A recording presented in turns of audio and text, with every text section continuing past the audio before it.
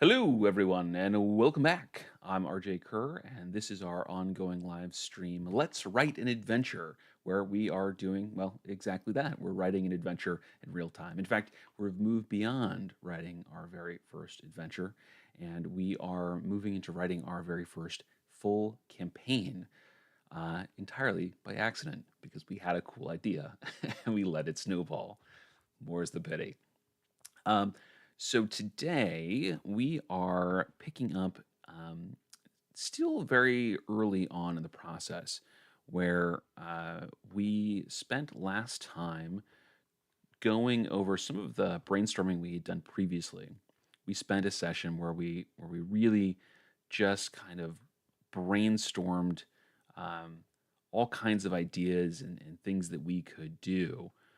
We spent a good hour working on that and ended up inventing our own sort of domain of dread that takes place in and around a ruined city, sunk and sort of like sunk into a crater almost like. So we have the kind of this inland sea, and so much of this ruined city is submerged underneath it, with a central citadel kind of spire kind of stabbing out of the middle of it. Some floating islands comprised of ghost ships that have been kind of lashed together, and so few earth moats that have been temporally stuck in place above this, um, and of course an elemental villain ruling over it all, with this idea of an artifact that gives the person who activates it power over the domain. One, to free themselves from it, and two, to either free everyone else or to destroy the domain entirely. And so we had spent some time doing that during the first episode of this new campaign creation. And then last time we were starting to dig into some of these subsections here. We're using a story circle model for this campaign um, to kind of guide us in our creation here, using it as our sort of our base scaffolding. And we'll change it as we need to as we go, and we'll make any modifications. But we were working on this early segment, this very first adventure, The Need, where our characters are effectively they discover the existence of this artifact of immense power within the domain, and find out that it's their way out. And so we spent last time doing some brainstorming, and we came up with a pretty cool idea of an adventure where the characters are kidnapped by a superior force from a faction led by an aboleth. They're enslaved briefly, but freed from their enthrallment by the intervention of an agent from a Slotty-led faction. The characters must then escape the Aboleth's lair or be re-enslaved. And then during the course of the adventure, they discover the Aboleth is seeking an artifact, which is the artifact. We haven't given it a name yet. It's still a very nebulous thing at this point in our creative process. But an artifact of great power that will give them godlike, or would give the aboleth godlike control over this domain of dread. And the characters should come to realize this artifact also represents their best chance of escaping the domain of dread that we've created. So we are going to be working a little bit more on this need adventure, this first adventure this time, I think. And I want to start by, we have this nice little summary of what we're trying to achieve. I want to take it off our brainstorming section, and I want to put it into our full document here. So we have something that we can quickly reference to help kind of guide us. Um, so let's see. Adventure idea. Put that here. And we can delete that later if we decide that we don't need it, but we'll have it here that we can refer back to it as it becomes relevant. Let's put that brainstorming up there so it's kind of out of the way. So this initial adventure um, is the way that I kind of have it envisioned is that it's a dungeon style adventure. We have a place that the characters they've been kidnapped. They wake up or come to their senses after having been freed from their enthrallment in this place where they have been being used kind of as forced labor to excavate a ruin, looking for this you know this artifact or clues as to the location of this artifact.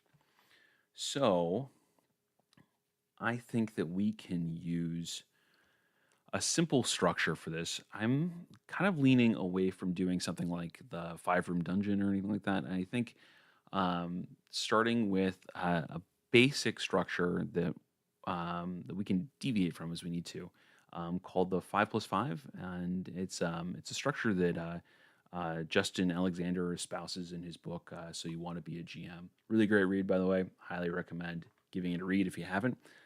Lots in there to learn, no matter what your background as a GM is. Um, Always good to keep learning and keep developing as a dungeon master. So let's start kind of hacking in some general sections here, I think. So we have our adventure idea. We need a place where the adventure starts. So let's have our opening scene. And this, of course, would be the kidnapping. You know, there's something to be said for just kind of being like, this happens to you in narration. And then there's something to be said for giving the characters, the opportunity to kind of role play, or giving the players the opportunity to kind of role play this out. Because even though we know where it's going to go, they're going to get overwhelmed. Giving them that moment of uncertainty can be a really powerful thing. The same token, 99% of the time they're going to get overwhelmed. That 1% of the time they're going to escape, and we've got to we might need to have a way to kind of get them back into the adventure.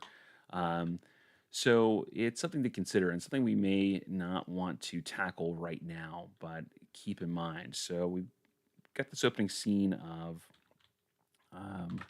the characters get kidnapped. And we'll say role play out or cutscene style. You know what? And we'll leave that question unanswered for the moment. Because it just depends on how difficult it's going to be to get our characters kind of back on track and into this adventure that's taking them through some pretty important pieces of things that they need to know without them getting kidnapped, if there's a way to do that. So we'll come back, we'll block that in later. And then we're going to have our excavation site. You know, I can spell excavation correctly and then misspell a dozen more common words. My brain is a weird place. All right. So we have our excavation site, and this is going to be, I think, our 5x5 kind of dungeon structure. And if you're not familiar with that, it's effectively it's 5 kind of what I'll call action rooms, right? They're 5 rooms where there's stuff that happens. Very similar to kind of a 5 room dungeon sort of style. And then there's 5 thematic rooms where these aren't empty spaces, but they're more narrative spaces. There aren't necessarily planned encounters in those rooms.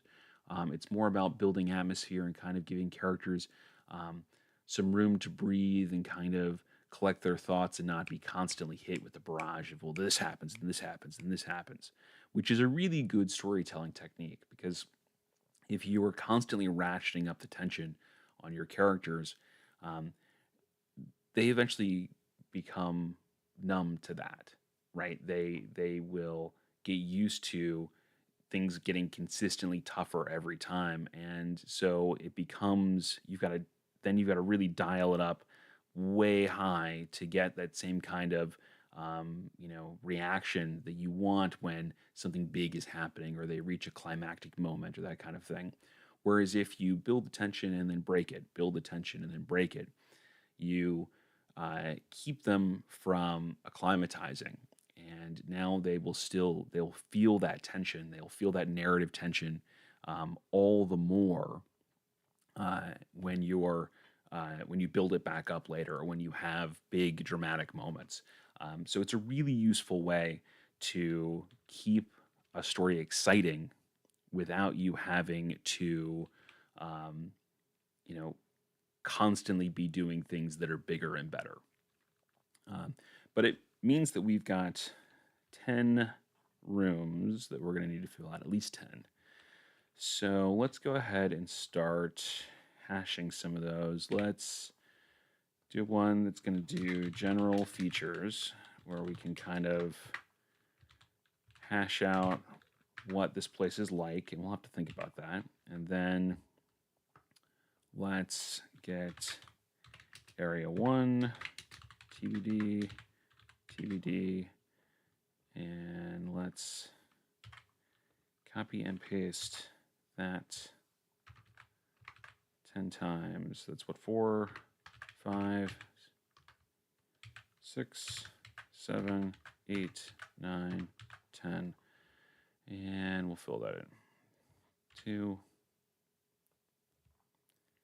3. Guess you don't need me to count. This isn't Sesame Street. 5 dungeon rooms. All right. 6, 7, and 10. Cool. All right. So now we got to think about what kind of spaces would be here. A cool little bit about doing it this way is that we have one entrance that the characters are going to start from, one place where they're going to enter into the adventure, and that's well, I should say in all likelihood one place, and that's our our prison, our slave quarters, wherever it is that they kind of become aware again. Probably, hmm. We could do that a number of different places. I initially was like, well, it's going to have to be kind of a, the prison-like slave quarters where they keep them all. But it could be an infirmary, maybe the concoction that they've been slipped to help break them from their enthrallment makes them appear ill and separates them. And this aboleth not wanting to, knowing that their workforce isn't entirely unlimited, has a place to kind of do crude, or his faction or their faction has a place to do kind of crude medical treatments on the sick that are enthralled. Um, Maybe, I don't know. That might be too warm and fuzzy for the aboleth. I have to think about that. Um, let's start with one's called prison. Um, and let's call it the enthralled quarter. Enthralled quarters. Okay, so place where they're living, which I don't imagine is very pleasant. In my mind, it's probably something that is very much like like an old timey jail cell with the iron bars and a bunch of straw pallets on the floor for them to sleep in. And maybe they're alone because they have been ill and they were left behind because they couldn't get up from the effects of this medication or this potion or this elixir or what have you. All kind of free association things here that may or may not be the case, but kind of building a picture in my brain on how this might go down, which helps envision some of the other areas. Probably shouldn't have numbered these already because we're gonna probably swap them around anyway. But hey, live and I'd say learn, but I've made that mistake before. Uh, so let's hmm. We need some kind of storage room, an equipment space. So we probably need um, equipment room. We probably need the excavation site, the active excavation site, active excavation site. Um, let's see. What else do we need? There's the enthralled need nourishment. There's probably the mess. We probably have the cultist quarters. And that may or may not have a cultist common room attached to it. So we'll probably call this the mess hall instead of abbreviating it, mess hall. There would probably be laboratories of a laboratory of some kind for, as they come across, as they discover things they come across, items that are uncovered during these excavations, some place to examine these things to see if they reveal any information. We need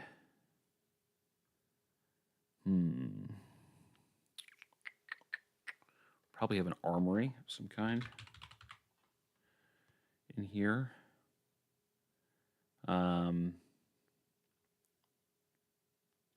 Maybe a rituals room.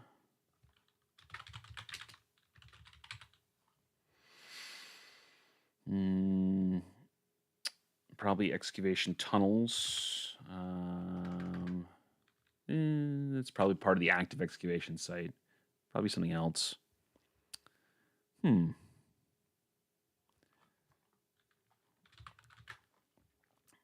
Well, there's definitely an exit. And one more.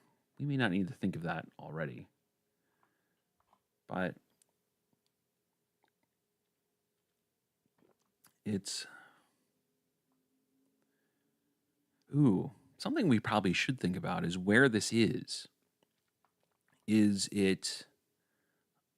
this excavation site above ground or is it underwater? Because we might have something like a harbor or a docks, which is actually probably the exit. Harbor or docks.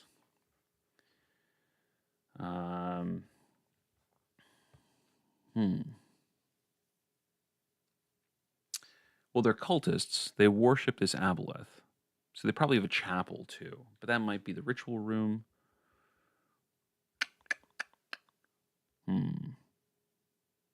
Something to think about. Something to think about. We can fill that in later. We don't necessarily need to have that right now. But with this we've got a dungeon space now that we can fill in, or we can begin filling in.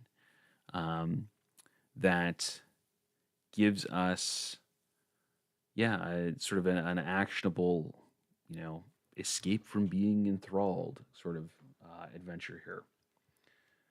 Cool. So the next step then would be to start kind of thinking about what encounters we're going to have here. And this is first level characters. They're starting theoretically with no equipment. And so they're going to have to sort of scrounge weapons and armament and armor up as they go. So these first three areas are probably pretty close together. And so the first weapons that they're going to get are probably out of an equipment room, the excavation site that are things like shovels and pickaxes and what have you. So let us think about what kind of stuff is going to be here. So this is a moment where if I was doing this on my own, I might pull out a bit of scratch paper and again kind of start brainstorming on the page because that works for me. But you don't necessarily have to do that. We know that we need kind of 5 encounters for this, and they follow kind of a basic format. We need one fight at least, right? We need a little bit of combat. We're going to need um, some sort of bit of secret information.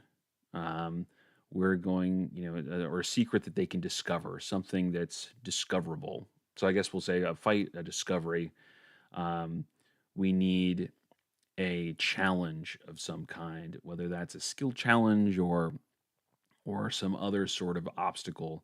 In a 5 room dungeon, that might get called the setback, but I like the term challenge, and they use that as the part of the 5+5 dungeon model. Um, then um, we need a reward uh, of some kind, something that they're going to that we're going to reward our characters with useful information. In this case, the armory might be the reward because that's getting equipment back, getting that kind of thing. Um, and then we need a 5th room, which is kind of a repeat of one of the others, right? So our either another fight or another discovery or another reward or another challenge.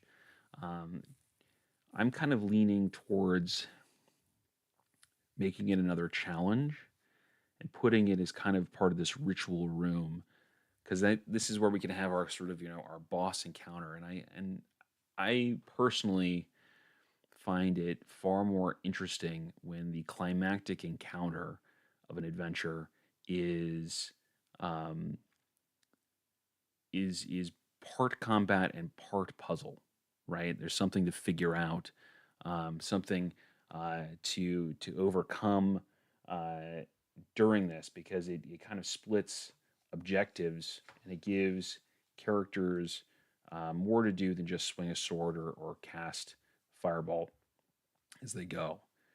Um, so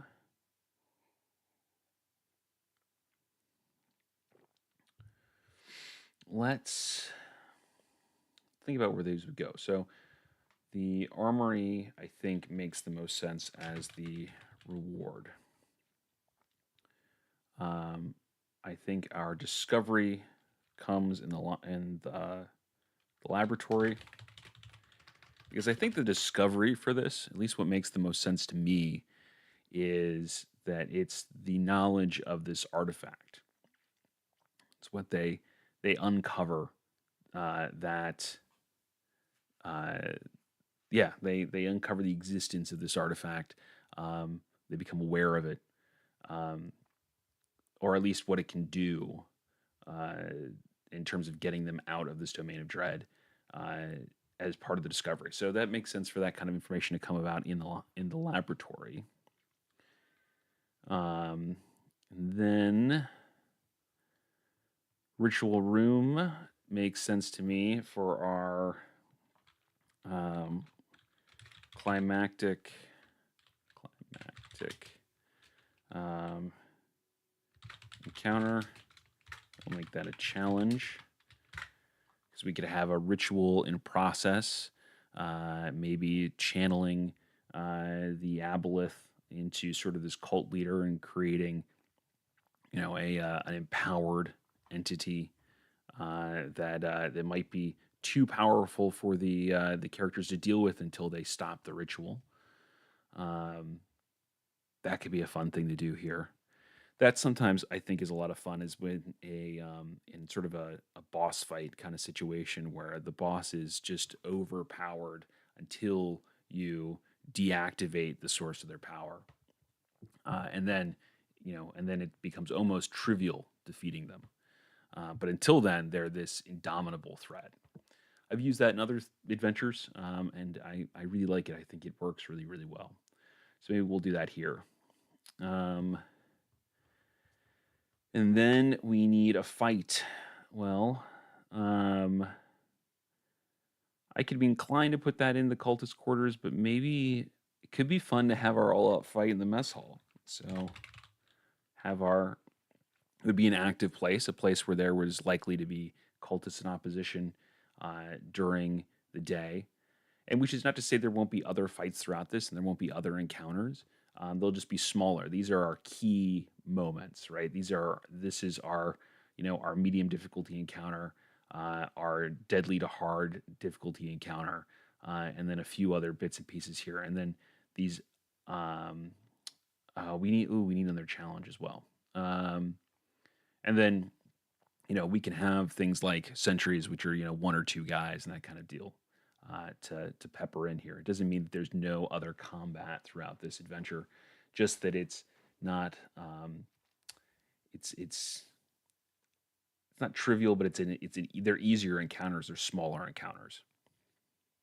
All right. So, well, I guess our challenge should come about at the beginning, getting out. Yes, they're aware now, but they've still got to escape. So that makes sense to me here. All right. So challenge is escape. Fight with cultists. Discovery of the artifacts power. Reward of weapons and equipment. Climactic encounter. Let's climactic encounter with super powered cultist engaged in dark ritual. All right.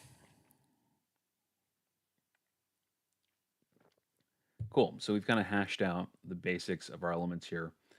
And then these other spaces are places that will fill in with more thematic, evocative detail to kind of help set the scene as the characters explore. So let's start with the easy bit, I think. Let's start with a fight. So we're doing level 1 characters, armed with makeshift tools probably at this point, this first fight. Shovels, pickaxes, that kind of deal. Let's see how they stack up against cultists, because that seems like the most obvious baddie to me to start with. Of course, if you've got other suggestions, please chime in. As always, I love the input. So, let's see. So I've got Xanathar's up off screen here. And let's see. Looks like first level characters, a 1 to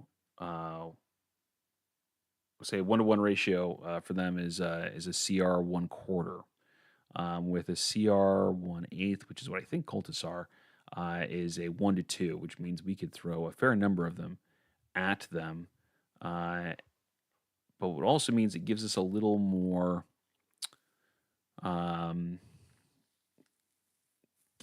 play with the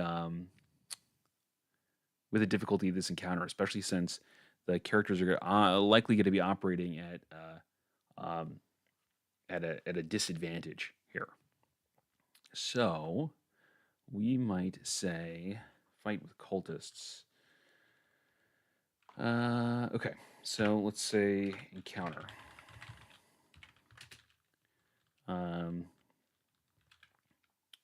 Let's say 6. We're calibrating for 4 characters.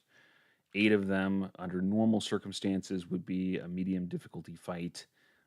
So let's, 4 would be an easy fight. So let's make 6 so that it's a little bit challenging for our characters. We'll say 6 cultists. And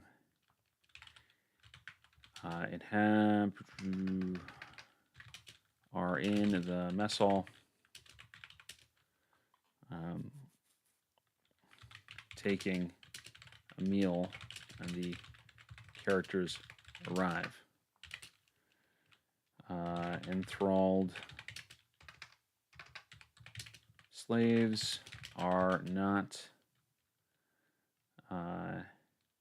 expected in the mess hall at this time.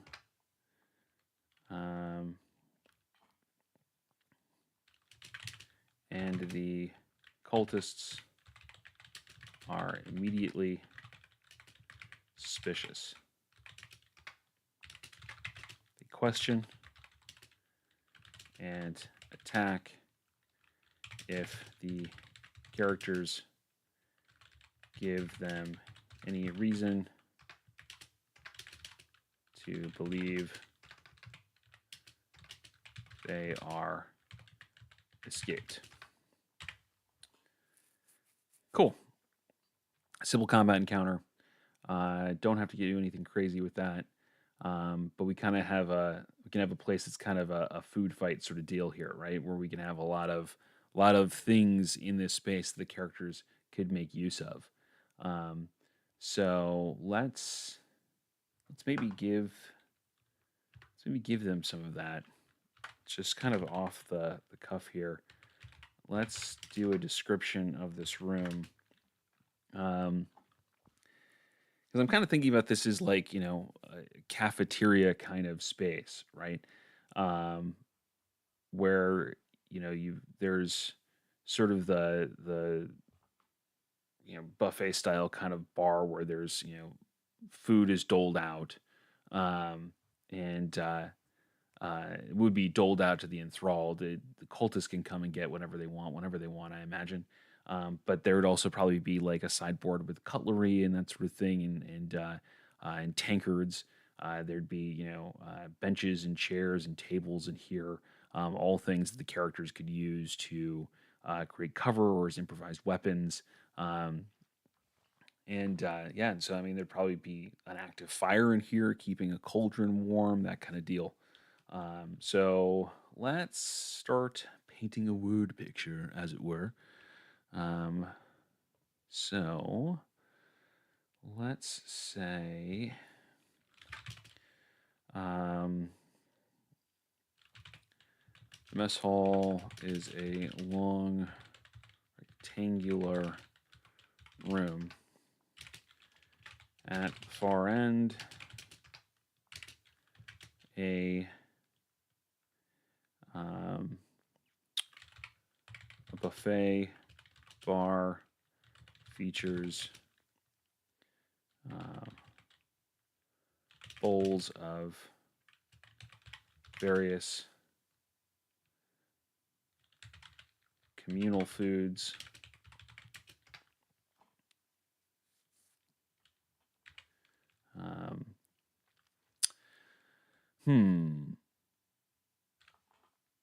Probably various communal seafood dishes. Seafood dishes. Nearby, another sideboard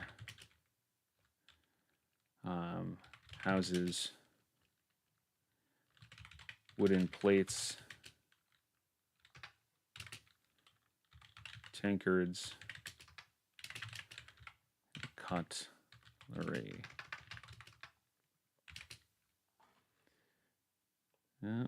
Not cutlery,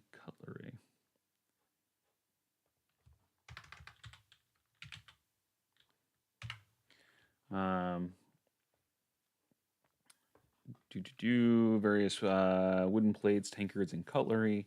Um, long tables with benches dominate the center of the room.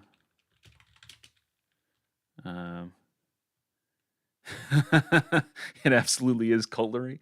Yeah, I guess it would. Yeah, cults in the brain, man.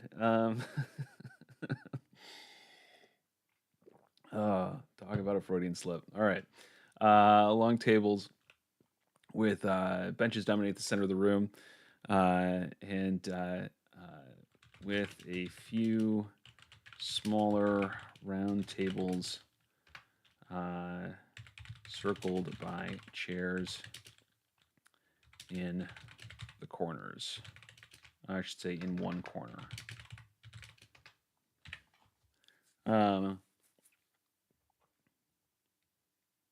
Tables. Cool. Cool. All right. So now we've got kind of a fight space where, there's a lot of stuff, a lot of toys that these equipment-starved adventurers might be able to pick up and use. I could see, the rogue dashing for the sideboard, picking up knives from that and throwing those into the fray. I could see, the barbarian picking up one of these benches and wielding it like a great club. All kinds of just fun antics in this space. Cool. All right, so that's one of our rooms. Let's consider what else we're going to have in the others. The armory is probably the next easiest one. So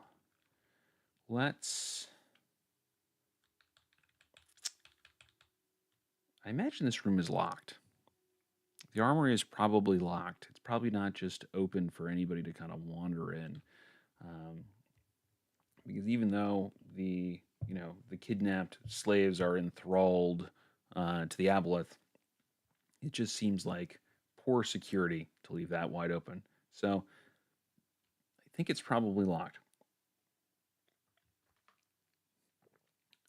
which is probably a good thing because it represents a challenge that the characters will need to overcome to get their reward. The lock doesn't have to be a very good one. Okay, so let's say door. This room is locked. A character with thieves tools, improvised or otherwise, can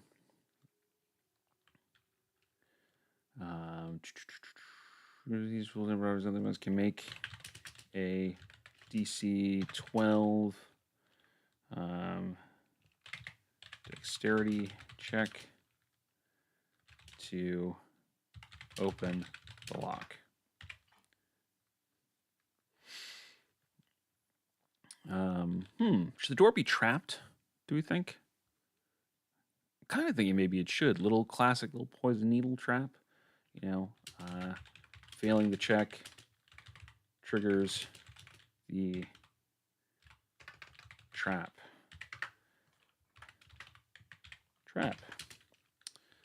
The door is trapped with a poisoned needle.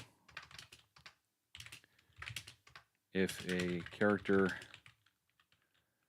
let's see here, we'll just say when triggered,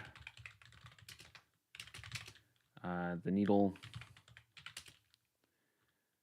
stabs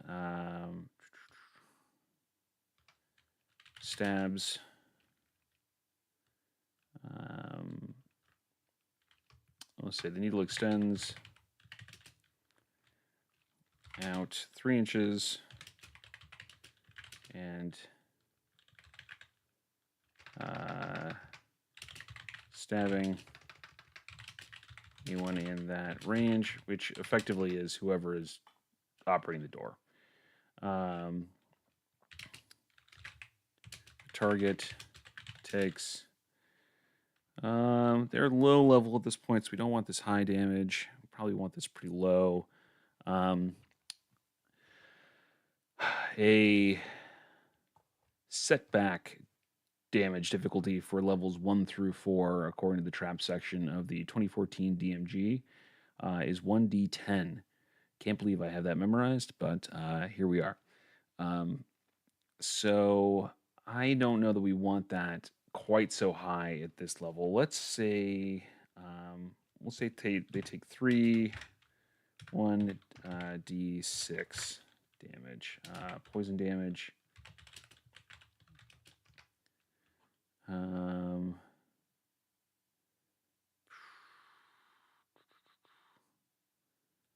Yeah, do we want a saving throw for that? Because we could say target, yeah, why don't we say the target must make a DC 10 Constitution saving throw or take 3 poison damage and be poisoned. On a successful save, they take half damage and are not poisoned. Cool. All right. Capitalize that. Cool. So we got a nice little challenge, little basic, good little first level encounter trap here. And now what's inside the room? So let's say description.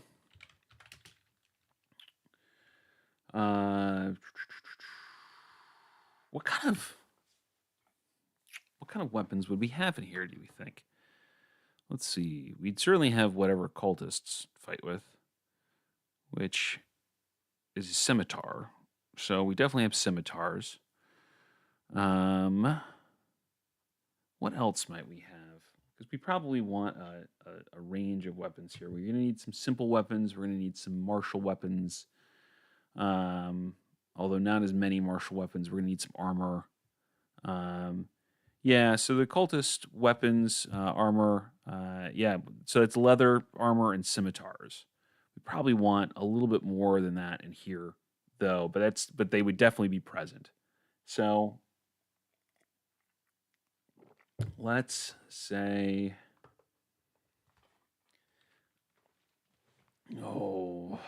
let's think of some stuff that everybody can use. Let's say we're gonna have, let's see, the armory. This room is a small armory designed to outfit the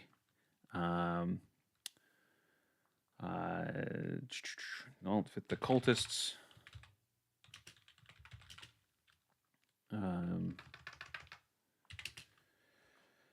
Let's see, Jonathan, any alchemical items maybe? Ooh.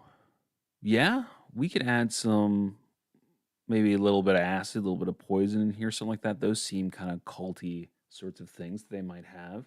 But I'm thinking things we might have to outfit the core, our core characters, because they haven't had really much in the way of equipment yet at this point. Likely, they just whatever they've taken off of cultists. So we don't want to give them more of the same. We want to give them a little bit of extra stuff too. So definitely, I like the idea of the alchemical items.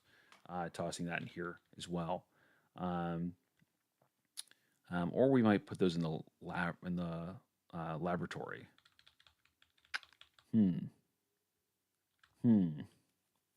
to think about. Anything to steal from 3.5, like Thunderstones or bags that stick people in places. Maybe they have items that they collected off people they defeated. Yeah. Yeah, so yeah, they would definitely have items off of people they've defeated, but so far we've only thrown cultists at them, and so that's just going to be leather armor and scimitars. So we since this is a reward space, um, yeah, since this is a reward space, we want something a little bit more in here. Um, so let's start with we're getting ahead of ourselves here. There's definitely leather armor and scimitars in here. So let's put this. Um, the equipment racks have 6 of each of the following items. Scimitars,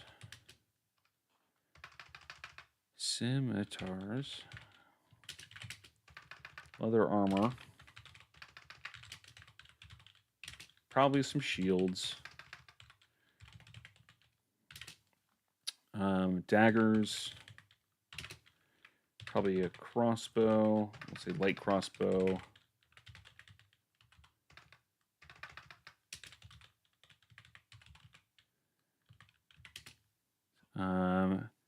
Well, if they defeated other adventurers, be well if they defeated other adventurers, they would could be their staff or axes pieces. Oh, I understand what you're saying now. Amanda, you were saying the people they've collected the cultists have collected off of other adventurers. Um, yes, yes, that makes a lot of sense. Sorry, I did not slow in the uptake there for a minute. Apologies. No, that makes a lot of sense. Okay, okay, yeah, that would be a really good idea. So let's think about. Okay. So we've got a core set of equipment here that we've put down, and then maybe they have a few odds and ends from those adventurers that they've picked up. And maybe there could be a secret room with higher ticket items. Yeah. We could definitely have secret rooms. Should always have secret rooms, in my opinion. I mean, nobody has ever been upset when they found a secret room. Everybody gets excited. I say put them in. Put them in every adventure. All right. So, 6 following. Then there. Yeah, let's put another little secret door in here. Or maybe we should make it. Maybe we'll make it concealed. And I know that's kind of a nitpicky kind of difference.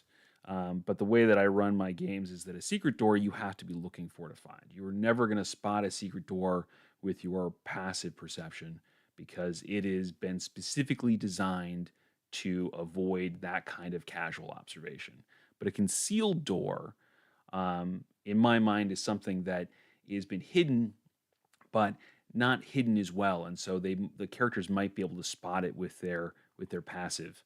And since we've already locked this room, we'll definitely put some secret doors elsewhere. But since we've already locked this room, I think maybe a concealed spot that has some of these higher ticket items in it would make the most sense here for first level. At least that's my vibe on this. But I like the idea of there being something hidden in this room, giving the characters a reason to kind of look up, like really look about, and not just charge in and grab what's right in front of their faces. So let's say concealed alcove.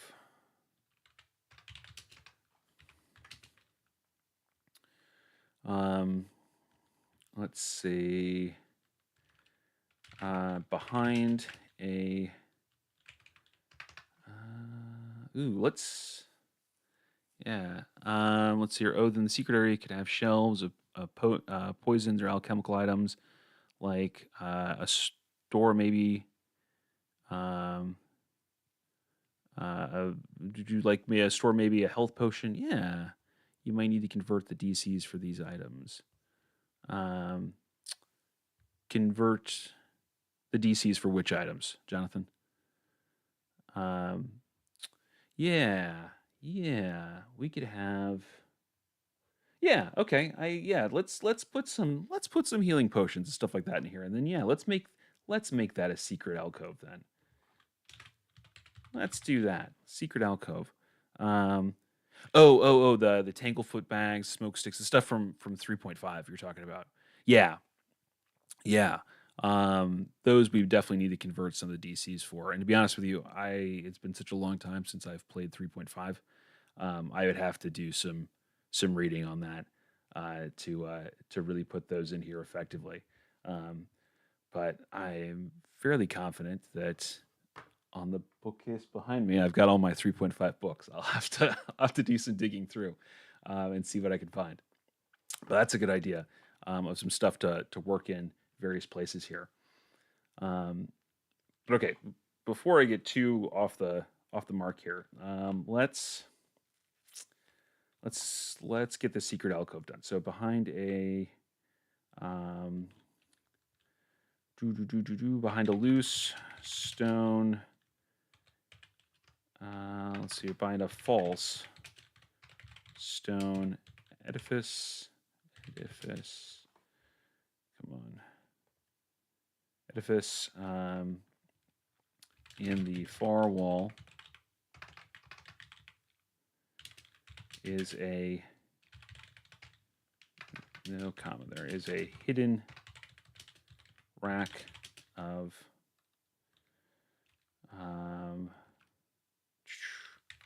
vials. It contains, let's say, 3 potions of healing.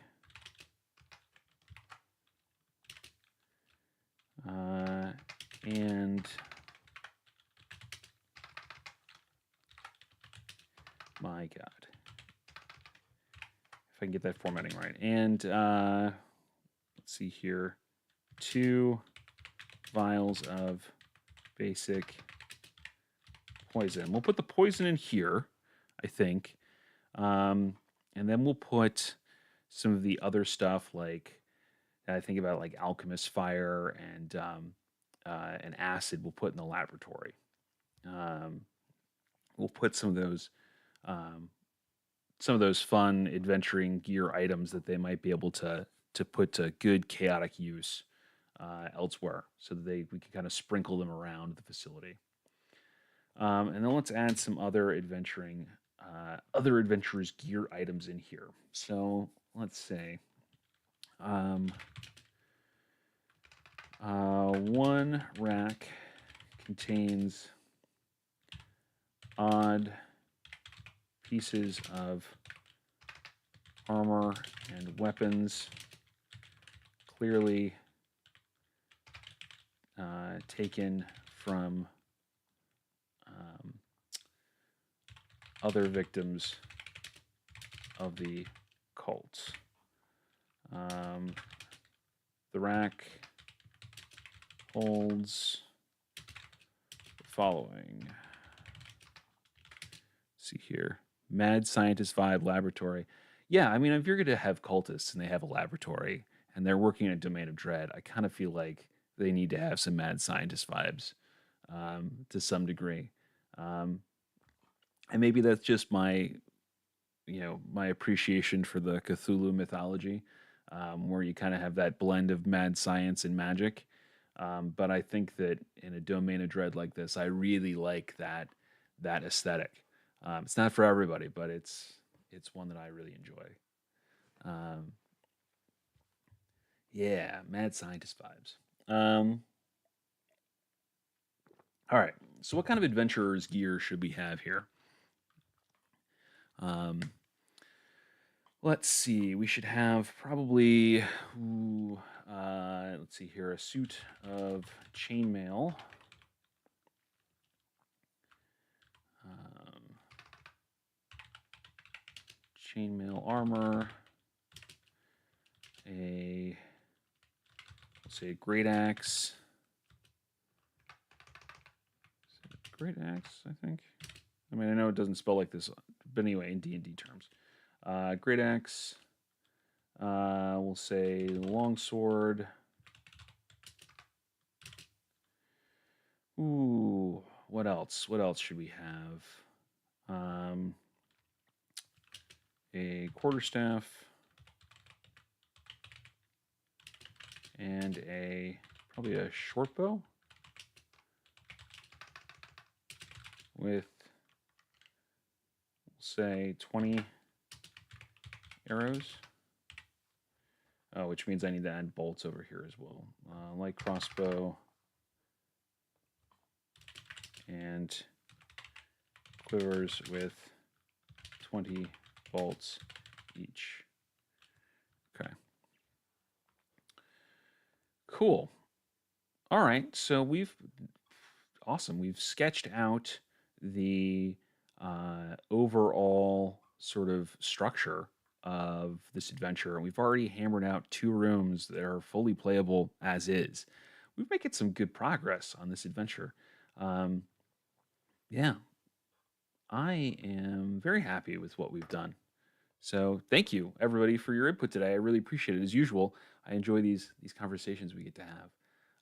And seeing as we're getting to our time here, I think we're going to go ahead and put a pin in it because I have a game to run tonight, as I do every Monday night. In fact, it's one of the games that I run on startplaying.games. We've got a group of adventurers who are playing through the Sunless Citadel. They're a nice classic adventure, one from third edition. If you've had a chance to play it, it was one of my favorite adventures in third edition. It's super exciting to get to play it again in fifth edition here. But if you want to come and join my adventure, either that one or any others, come and find me on startplaying.games/GM/RJ Kerr. Right now, I've got 2 campaigns, 2 D&D campaigns running, and a Shadowdark campaign I'm starting up here. So come and check me out if you want to take off your DM hat for a little while and be a player. Thank you so much, and I look forward to seeing you all again next Monday. And thanks, Jonathan. I will. They've already found Meepo and have adopted him, and have spent spell slots trying to keep that poor little guy alive. And thanks, Amanda. I really appreciate you wishing me good luck. It's a fun adventure, and I look forward to playing it. So, anyway, I will see you all next Monday. I hope you have a great night. Thanks for spending this time with me.